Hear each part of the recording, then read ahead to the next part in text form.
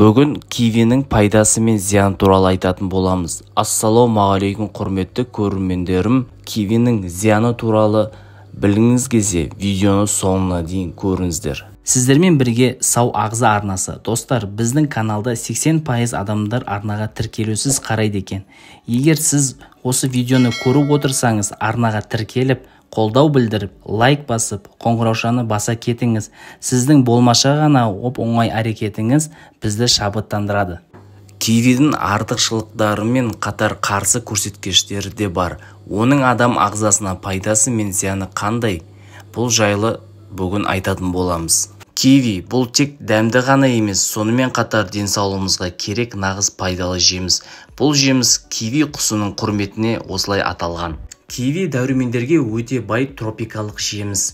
Оның құрамында жасұнық, калий, кальций, магний, лектин, фосфор, мырыш, темір, марганец, антиоксиданттар мен амин қышқылдары ағзаға өте пайдалы.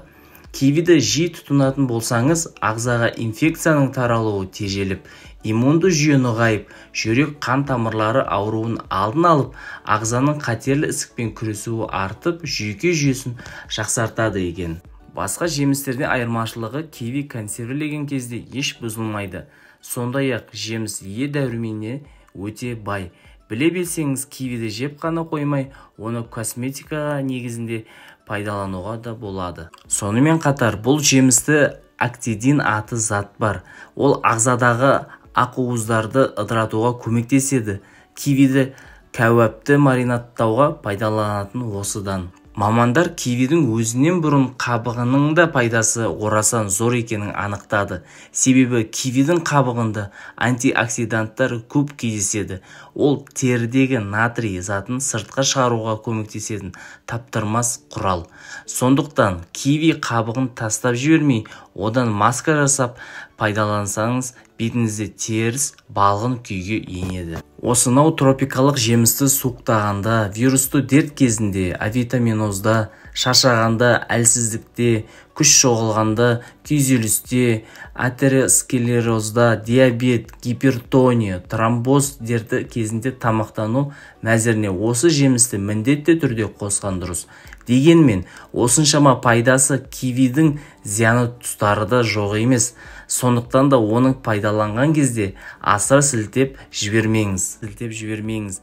Мәселен, жеміс құрамында С дәрумені тым көп болғандықтан аллергия беруі әбден мүмкін. Асқазан сөлі қышқылы жоғары адамдарға да пайдалануға болмайды. Іш өткізгіштік қасиеті болғандықтан диарея дертімен ауыратындар бұл жемістен бас тартқан жөн болмайды. Киви жемісін көп жеуге ісінуге, ал кейбір жағдайларда анафилаксияға әкелуі мүмкін. Сондай-ақ ісінуден бөлек кивиді көп мөлшерде тұтыну бөртпе, терінің қызаруы және ауыз қуысының шырышты қабығының тітіркеуіне әкелуі ықтимал. Кейде кивиді шамадан тыс қолдану тағамдық аллергия синдромы дамытады. Мұндай жағдайда адамның ерні, тілі мен шырышты қабаты ісініп, ауызда ауырсыну және қышу сезімі пайда болады. Киви көру қабілетін жақсартады. Кивидің құрамында жасқа байланысты болатын көру қабілетінен айырылуға жол бермейтін фитохимиялық лютеин бар. Лютеин сондай-ақ көзімізді еркін радикалдардың зиянды әсерінен қорғайды. Адам ағзасы лютеинді өзіндігінде синтездей алмайды. Сондықтан оны тек тағаммен ғана ала аламыз. Сондай-ақ кивиді құрамында зеаксантин бар. Ал ол зат жетіспеушілігі көру қабілетіне кері әсер етеді. Сіздермен бірге сау ағза арнасы. Егер сіз осы видеоны көріп отырсаңыз, арнаға тіркеліп, қолдау білдіріп, лайк басып, қоңыраушауды баса кетіңіз. Сіздің болмаша ғана оп-оңай әрекетіңіз бізді шабыттандырады. Тыңдағаныңызға рахмет. Ешқашанда ауырмаңыз.